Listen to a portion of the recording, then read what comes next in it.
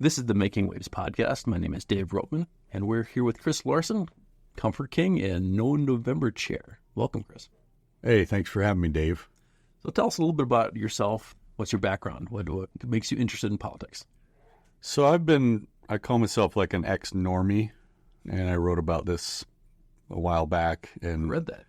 And so what a normie is, most people understand, is just a regular person who doesn't really pay attention to South Dakota politics so much. Is we understand, we watch the big show like Trump versus Kamala. We see, we watch that stuff, and like for those of us who used to listen to Rush Limbaugh quite a bit, that's where we got our news. Well, Rush Limbaugh never talked about South Dakota politics, and so for me, South Dakota politics always sounded boring. And I always thought it's in the bag. We're good to go now because we're a red state all the way. But after the experience that I went through, as I say, in the last 5 years, it kind of woke me up to the importance of having to pay a lot more attention to what's going on in South Dakota. So I started paying attention maybe a year and a half ago. But before that, I was pretty much only focused on, building and running my business, which is Comfort King. We make mattresses here in Sioux Falls and Fargo. We have 2 stores, and we started about 30 years ago, and it's always been the David versus Goliath type deal because I created a brand that never existed in an industry that's dominated by huge brands and huge corporations. So I've always had that David versus Goliath mentality. That dynamic is there, certainly in politics. I see the same thing going on, and the people that I identify with and have sympathy for and feel like I understand their pain and their problems are the grassroots. That's where I feel like I fit in. So that's a little bit why I got involved, started getting involved, and just started paying attention.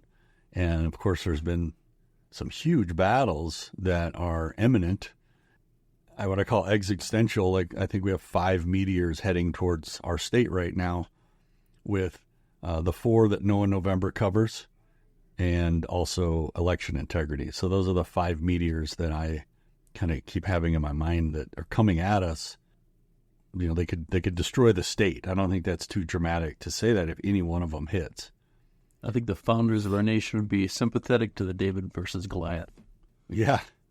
That meme, shows up in a lot of places, and certainly stories, that we follow. We always have sympathy and we root for the little guy, but I don't know why it is, but whatever you're talking about, business or certainly politics, you get what's called the establishments, the people who are comfortable, who gain power, and they protect it at all costs. And what it looks like to me is that you get a politician run for office at the local level, and they're very responsive to their friends and neighbors, and they're very sensitive to the issues that affect regular folks, like what groceries cost. And the higher they go, like when they go to the state house, then they're still part of the community. They go to Pier for 6 weeks or something, and then they go home. So they're very much still part of the fabric of South Dakota. But then when they move up, say to like what Kristi Noem did, where she goes to D.C.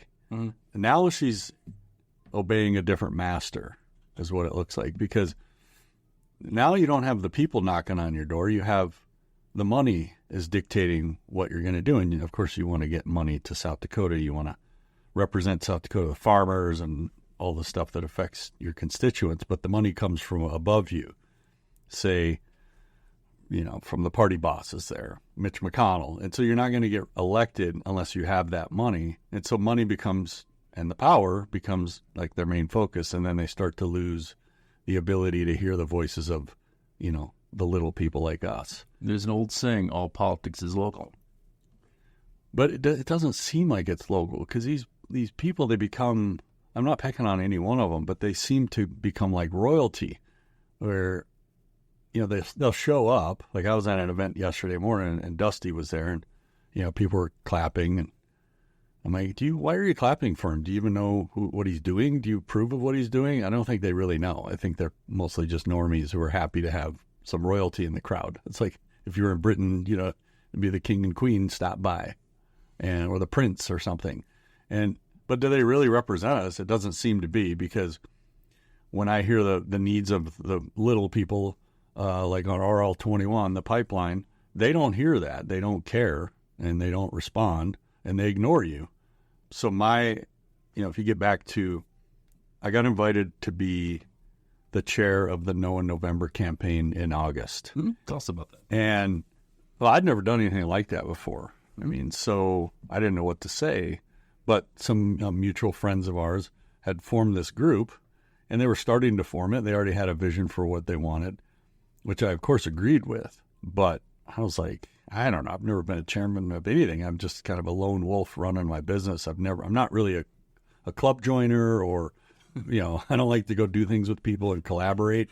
More of a dictator in my business, a benevolent dictator. But yes, I don't need to ask a lot of opinions. And so it's different for me to have to work with people and collaborate. But I was hesitant. Plus, I was just coming out of building a house, so it was a very, very busy time. And if they would have asked me a week earlier, I would have definitely said no. But I said yes, and it's been an interesting experience. But it's 100% grassroots. And I won't mention the people that formed it because they don't want to be out. They don't want their names out there. But I can tell you, they're not interested in getting any notoriety from it. I'm not either. I'm not looking to build a brand. I'm not looking to, level up to the next stage of politics. And I don't want to be in politics. I've had people ask me, and which I respect that. And I respect the people that take that step, because it is a huge sacrifice. Yes. And but I'm glad to see so many grassroots people, people that aren't professional politicians, let's say. I love to see that. That's one of the things that I've really enjoyed about is being involved in the No in November campaign. Is first off, we were instrumental in getting the No on H campaign going, because no one else was doing it. And so, when the H is one of the big meteors, because if it hits, it's going to affect every other thing. Because if we lose our primary system the way we have it now, it's going to be uniparty candidates. And that's what we're afraid of, is that it's going to take away people's ability to have clarity for the type of candidates, like grassroots candidates who want to run with a very small budget, let's say under $5,000. They can do that now. And what we're afraid of is that they won't be able to do that anymore. And so to actually run for just to represent your district is going to require, it'll be just a huge advertising campaign, and you'll need a war chest of at least $50,000. And who's going to get that? You have to know someone then. You have to kowtow to someone. It means you have to tap into the crony capitalism system, where they're going to use what I call ED, economic development, and eminent domains also in there. But that's their main. That's what their Bible. That's what they worship above everything else, is the eminent domain and economic development. And they don't really care about the issues that, like the 4 issues that No in November cover. What are those 4 issues? So I can interrupt. Just let's step back. And what are the 4 issues that No in November committee? Yeah. So No on H is our first one, and that's the Amendment H. It changes our Constitution, for one thing. So it's very serious to change the Constitution. So number one, I'm against most things that would change our Constitution. I think that's kind of pulling an end around on the legislature. We have more control when the legislature can vote and vote against or for things, and we don't like it, so we can go talk to those people and get something done. So when it's in the changes the Constitution, it's a lot more difficult. Mm-hmm. And so H will change the primary system. Basically, it'll destroy the primary system, and it'll just be what we call jungle primaries, top 2 candidates. And it's bad for Democrats, too. Mm-hmm. And libertarians and independents. We think it's bad for everybody, but the sales pitch is very strong. When you have enough money, and I identify with this in my business, too, in the mattress business. I've been fighting this for 30 years, the fake mattress sale, which they're fairy tales, because mattresses bring the most consistent return on margin. So when a furniture store has, different categories, mattresses bring the most consistent return of profit. So meaning they always double their money. Okay. So when they're selling a bed for $1,200, they paid $6 and the manufacturer paid $3. Mm-hmm. So if a bed costs $300 to make, the retail price is going to be $1,200. Okay. But they'll pretend it's on sale for $1,200, They just jack it up to 2,400 or 3,600 or whatever number they make believe come up with. And then, by the way, they'll change the name of the models so that if you're looking at a Sealy, you can't compare it to another Sealy at another store. Oh, I didn't know that. Yeah, they change the models and they change the fabrics. So it's confusion. And so I've learned to hate that and hate deception, especially in marketing. But there's really no laws against it, and it's a victimless crime. It's actually illegal in South Dakota to advertise something being on sale that you haven't offered at the regular price for 7 consecutive days in the last 30 days. And that's a statute in North Dakota and South Dakota. And I've wasted a lot of my time agitating for the consumer agencies and the attorney generals to actually enforce these laws. Enforce it. Yeah. They're on the books. Like, yeah, you don't need to make a new law. But I've kind of given up. You bang your head against the wall so many times. But it still is a reality that mattress sales are usually fake and they're not real, but people like to believe it. And so, on the H campaign, we're seeing very effective propaganda where they're telling people it's fair, it's going to bring 50,000 people more into this voting. And my thing is, I value quality over quantity. Like, I don't know what having 50,000 more voters does. Well, that will never happen. They're just making things up. Is it better to have more people voting? To me, I want an informed people voting. I don't want a bunch of dummies voting because it's like we're trying to make it too easy for them to vote. Like, okay, is it got to be that easy? Like, if I want to renew my tabs, I usually got to go somewhere and do stuff and stand in line. Is it a hassle? Yeah, but a lot of things are a hassle. Well, there's all kinds of reasons why H is not a good idea. For one thing, if you're an independent, there will never be an independent candidate in the November election ever again. Right now, they can just explain that because I don't disagree with you, but I want to hear you flesh that out. Fair enough. So right now, if you're an independent, you're not a Republican, you're not a Democrat, you're not a Libertarian, you want to run for office, you can fill out you can circulate a petition, and you get enough signatures, you will be on the November ballot. And you get to skip the primaries. Exactly. You get a free ride. They actually have more time. And it's easier for them in many ways to get on the November ballot. But if there's a jungle primary like this, the top two, the independents don't have enough people, and they'll be up against the parties. You'll never see an independent candidate on the November election ever again. Right now, we've got somebody, I think it's West River, independent running against a Republican. Yeah, running against Mary Fitzgerald. Oh, okay. Yeah, well, fair enough. But and the Republicans out there are supporting the independent because Mary Fitzgerald is just that bad at representing them. Setting that aside, that would never happen if this ever passes.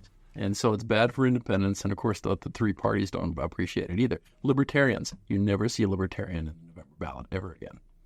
And of course, the big money behind it is only, there's a reason we should be suspicious of any outside group coming into South Dakota and wanting to change our Constitution. I'm very suspicious of it. Getting all their money from outside of South Dakota. Unite America is the name of this PAC, and they spent $451,000 last year. Mm-hmm. Now, we won't know how much they're spending this year until maybe next week or something when they have to report, but from the ads I've been seeing, they're spending over $1 million just in their marketing. So I'm very suspicious of that. South Dakota money. South Dakota money. So we need to be suspicious of outside. I think we need to protect our state. And so the next one is Amendment G. It's another amendment, and I think most people understand the problems with Amendment G. If you're pro-life, you certainly are going to vote against Amendment G. But if you're ambivalent, or even if you consider yourself pro-choice, I would still encourage you to vote no on G because it is too extreme. It takes away parents' rights to know what's going on with their child, for one thing. And it actually makes it more dangerous for women because it takes away a lot of the restrictions on where and how abortions could be performed. And so it's kind of a free-for-all. And, anytime you put a profit motive behind something, you got to be careful. I see all four of these. Very radical. Amendment G. And it's all four of these issues have a profit motive behind them. And as a business guy, I'm not anti-profit. But when it comes to politics, it can dirty things up. And you just need to understand, is there a profit motive behind H? Yes. And we may not know what it looks like, but we can look at the pipeline, for example, and say, why would certain groups want candidates that they can manipulate more with money, and they want to get rid of the grassroots candidates? That's what they've made clear. They let it slip. It's not what they put in their advertisements, but when they speak, the proponents, they let that slip sometimes that they really don't want the grassroots candidates, because grassroots candidates will take a hard line on things like G, right? But other candidates that aren't, they're more uniparty, they'll be more flexible on issues like abortion, because they'll look at it purely from does it benefit the state financially? There's more to life than just benefiting the state financially. We got to look at what's good for our kids and our culture. So the third one, and these aren't in any particular order, by the way, but just on our flyer here, it's no on 21, and that's one that most city folks don't know much about, and that's a huge voting block. Obviously, is Sioux Falls and Rapid, and people who live within the city limits, I don't think are very sympathetic towards the pipeline battle, but it's a huge fight, and I recommend that they look into it a little bit deeper, and that they try to understand that if it's other people's property rights, it's your property rights too that's at stake. Yes. And we need to stand on principle here, and don't just listen to the sales pitch that it's good for farmers, because that's what they always say. They just say that it's good for farmers, but it's not good for farmers who don't want their land raped by these pipeline companies. And by the way, this is a Green New Deal scam that we don't believe in anyway, that is an effective way to protect our environment. That's just another opioid that they give us to try to make us too drunk to understand what's going on. But, is it really going to help the environment? No, we don't believe that at all. In fact, I don't know if you saw this video that Bobby Kennedy was involved in. I did. Just came out. That was a really good one. Mm-hmm. Obviously well produced. And I love that kind of content. And I like Bobby Kennedy. I like a lot of what he stands for. But like he said in there, these pipelines end up at these big oil reserves up in North Dakota. It's a little suspicious that they just happen to end up there. He thinks they're going to try to use this carbon to pump out more oil, which, if that's what they want to do, like, be honest about it. But at this point, there's no real benefit to the state, I don't think, for these pipelines. Well, just to be clear, this is a referred law 21. Yeah. And this is what they're doing. This is referring a law that was passed by the legislature and signed by the governor to the ballot so that the voters can vote on it. We're trying to make them reverse right 201, basically. Putting this on the ballot so we can vote no on this. And they make it clear, and people have made it clear, this is not about eminent domain. And sure, this one, RL20, is not about eminent, but it is an important piece of the battle against. It is the centralization of authority, and you're taking away local control. And you're putting it in the hands of the PUC. The PUC, just so we're clear, is not the bad guy in this. No, this law would actually turn them. But there's only 3 of them on there, right? Sure, exactly. And just in a hypothetical world, not to speak against any of them that are on there now, I think they're all nice people, and maybe they're as honest as the day is long. But it's easier to bribe 2 people than it is to bribe 200 people. So that's just a numbers game. I'd also like to point out that this law, if it would be passed, would turn the PUC into a rubber stamp. There's only so much the PUC can do, and they got to follow the law. So the law would be changed, and they'd have to follow the law, and they would have to rubber stamp stuff that would be injurious to property rights. Yeah, and I think what a lot of people are aware of also on 21, RL21 here, is that if we don't say no, it's going to make it easier for the wind turbine industry to come in and run roughshod over that. And that's what I'm really afraid of, because I can see those from my land right now. I live out east. I'm on the Minnesota border, and I can see them. Mm. And we drive through them. It's creepy. And there's a book. In fact, I got it right here. A guy named Greg Hubner, and it's called Paradise Destroyed: The Destruction of Rural Living by the Wind Energy Scam. Mm-hmm. So if anybody's curious about the wind energy and why that's a bad thing for South Dakota, I recommend that book. I did a podcast with Marty Oberroig several months ago, and he was talking about how there was a company that wanted to use eminent domain to take away this guy's ranch so they could build a water battery. And they just wanted to build a water battery on his land. We're going to just take your land to do that. I mean, this wasn't even, any sort of pipeline or common carrier or anything like that. They just want to take his land. They'll do it for solar farms, too. Exactly. And so whatever the scam is, and it is a scam, in this book, the guy spells it out. It's these giant corporations, and they need to do like carbon write-offs, offsets. And so they need to lessen their tax burden because they're making money in some other area. And so they'll put up these wind turbines to do their money losers for them, but it's a good tax write-off. And so it benefits the uber wealthy at the expense of the farmer and the landowner, because now you give up the rights to your own land and you got strangers coming on there. And of course they're an eyesore, and then you got the vibrations and Kill the birds. It's just, if you're near the ocean, it kills the whales. Yeah. Kill the whales. I mean, these things, they're never what they appear to be. That's, I think we can all be sympathetic to this view that we should be very suspicious when things are be changing too fast. And that's the question I ask people when I'm kind of getting into the know in November and representing our group is, I'll just ask people, like, do you like South Dakota? It's a simple question. And every time the answer is yes. They like it. People like living here, whether they lived here their whole life or whether they moved here from California or New York or whatever, they like it here. And so I say to them, well, then vote no, like across the board. And if you're not comfortable with that, then go do your own research. I'm not advocating people turn their brains off, because you can go to our website and you can click through. All four of these groups have their own websites. They've done a lot of research, and they're just there to bring the facts. And if you want to be really super informed, good. But don't just watch the commercial and say, oh, H is good for people, Right. I always say, if you don't know, vote no. You can always bring a piece of legislation or a ballot initiative back later on if it's important. Yeah. But if you don't know what it is, just vote no. Yeah, I think that's a good policy, especially now, especially with all the craziness going on in the world. I think people are kind of overwhelmed. And I don't think it's an accident that they're feeling overwhelmed, because there are a lot of bizarre things happening. And some of it may just be natural, some of it may not. But so we've touched on the three. I guess the last one is no on IM-29. This one's probably the most controversial for conservatives on our side, because a lot of conservatives are kind of libertarian-minded. I used to be a libertarian. I've always been a conservative, but I flirted with libertarianism before COVID hit. I realized that it was not an effective way to actually fight the government, because you can't.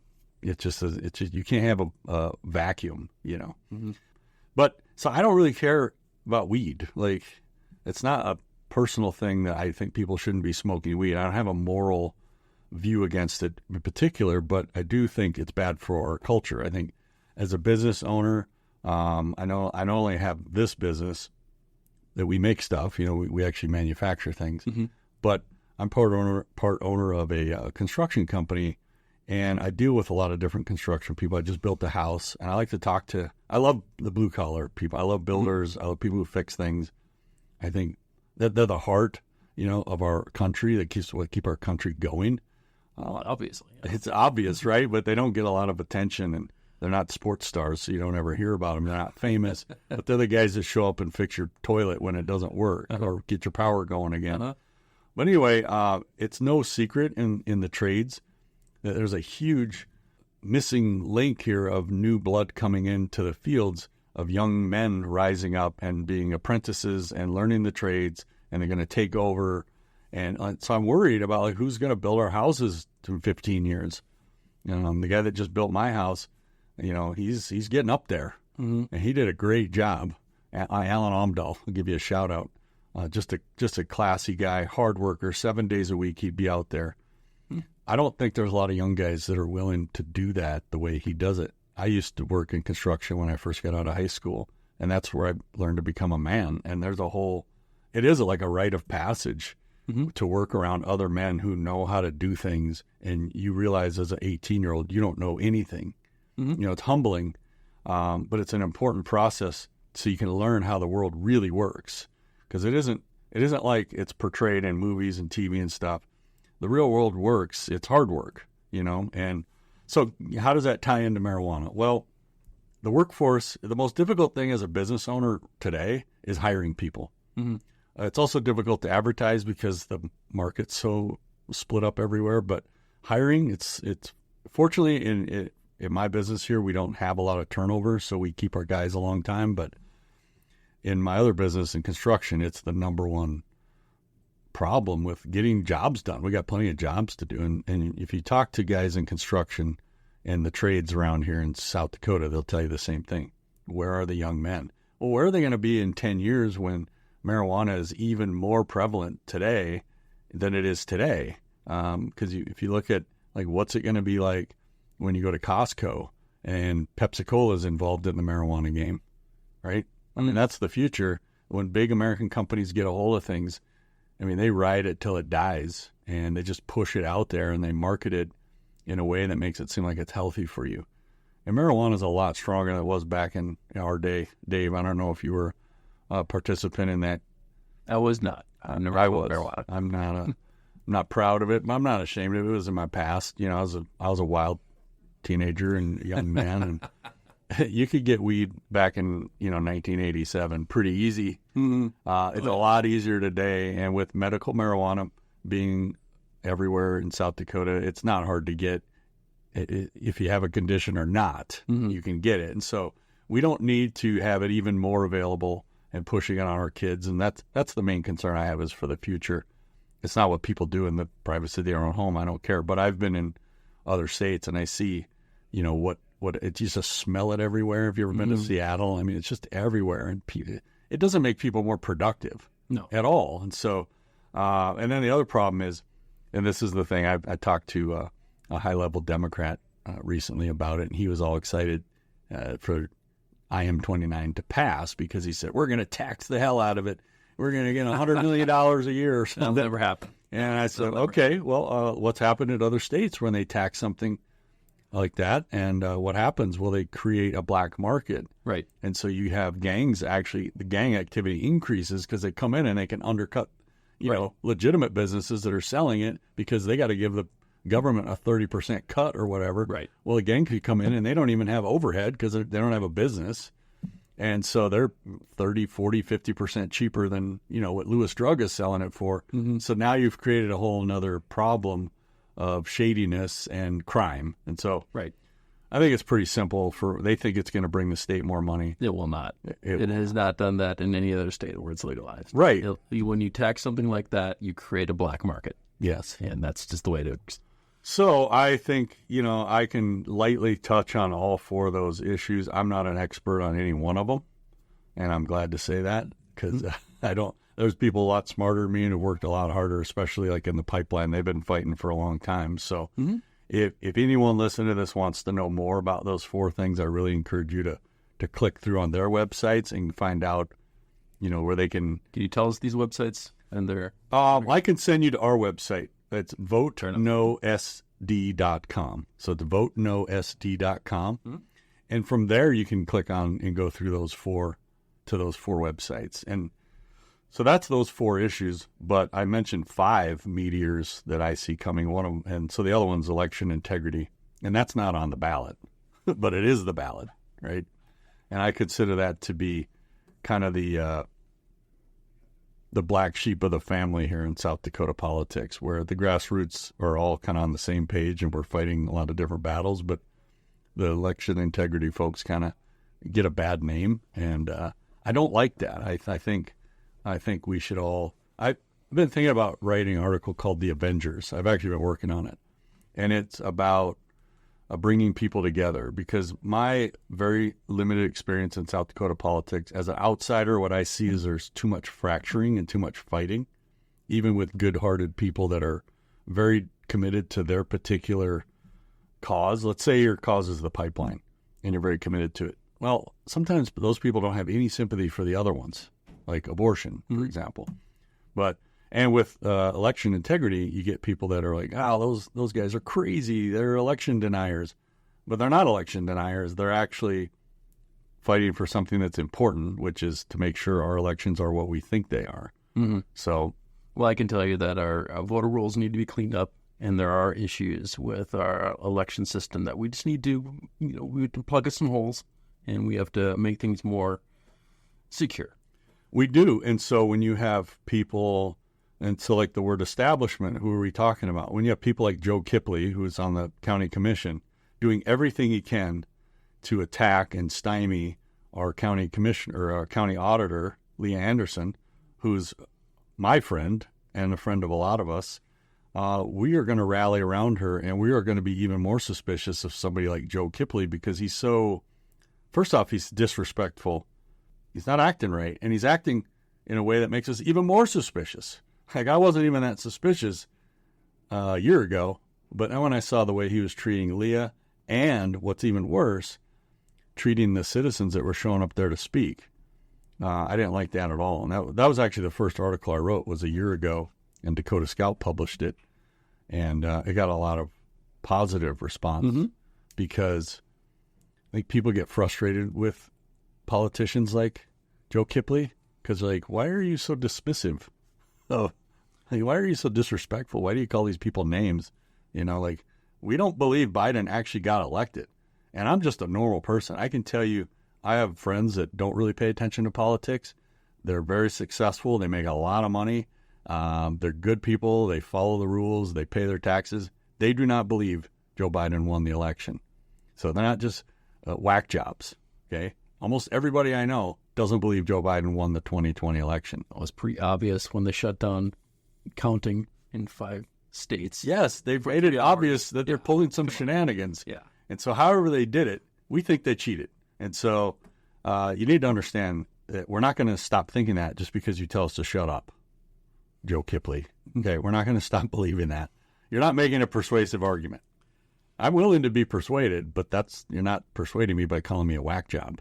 Or if Lee Schoenbeck calls, by the way, if Lee Schoenbeck calls somebody a wackadoodle, that's a point of pride for us now. That's a special club, and we're glad to be. It's like basket of deplorables. Yeah, that's right. When Hillary called us the deplorables, it's like, fine, I don't want to be respected by people like you anyway. Well, to recap, the 4 issues that we're asking people to vote no on. No on H, no on G, no on RL21, and no on 29. Now, that's not part of the No on November campaign, but I'll throw another one in there, and that's the No on 28. That's the sales tax one. And I'm definitely a no on that one because when I first heard about it, I was like, yeah, let's cut some taxes around here. Absolutely. I'm all for that. But smaller government. Of course, we know that if you see Rick Weiland is the one that pushing it, I don't trust it. And they don't have a plan to cover that loss of money to the cities. And, you just look at Sioux Falls or any city, and they're going to lose a lot of money. And that money pays for the police, fire, pays for essential services that we all depend on and need. And they don't have a plan to replace it. So it's not hard to be suspicious that they're wanting to put a income tax in our state. It's not just food that they're going to try. It's consumables. It's consumables, and they did that on purpose. Yes. Chris Carr talked about in one of our last podcasts, and they created that language on purpose to be ambiguous, and they could have been more specific to make it a tax to remove the tax on food, but they chose not to do it. Right, and that because Kristi Noem wanted this type of thing to happen, but this is not what she had in mind. Right, it doesn't just help people at the low end of the totem pole, the income scale, which is.